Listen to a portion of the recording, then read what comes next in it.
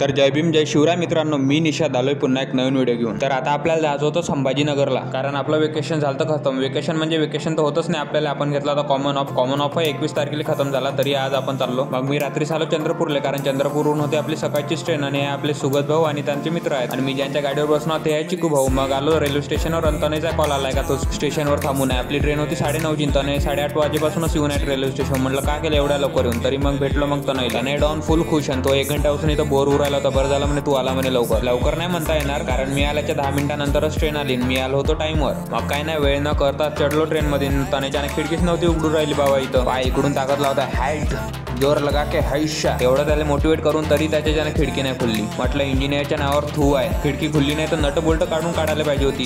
बरं जाऊ द्या ना, मग तुमच्या भावानं खुलली ना। मग तिथंच बसलो। स्टार्टिंगला ट्रेन पण पूर्ण खालीच होती, कारण ट्रेन बल्लारच्यावरूनच चालू होती। मग तनय म्हणे आपले 2-3 सिनेमॅटिक व्हिडिओ काढ म्हणे। बरं म्हणलं ते सिनेमॅटिक व्हिडिओ काढू। तनय भाई द मॉडेल डॉन। मग काय नाही थोडी पेटपूजा करून घ्या म्हटलं। मग आपल्या पोहे ढोकला होता, दादाने दिलता पार्सल करून आणि तनयनं डब्बा पण आणला होता। म्हणलं जमलं मग आपलं। पहिले तर पोहे उरकून घेतले मग ढोकला उरकून घेतला। मग काय बाहेरचा व्ह्यूचे मजे घेत चालू होता आमची जर्नी। मग याच गोष्टीवर व्हिडिओला लाईक शेअर आणि चॅनलला नक्कीच सबस्क्राईब करून घ्या। सकाळी 9:30ला बसलो होतो आम्ही चंद्रपूरवरून, आता रात्रीचे 9:30 वाजू राहिले, आम्ही संभाजीनगरला पोहोचू राहिलो। मग पोहोचलो संभाजीनगरला। मग काय ओला करून डायरेक्ट आलो आपल्या कॉलेजमध्ये। चला मग आजच्यासाठी एवढंच। लाईक शेअर आणि subscribe. Thank you for watching. Subscribe नक्कीच करून घ्या भावांनो।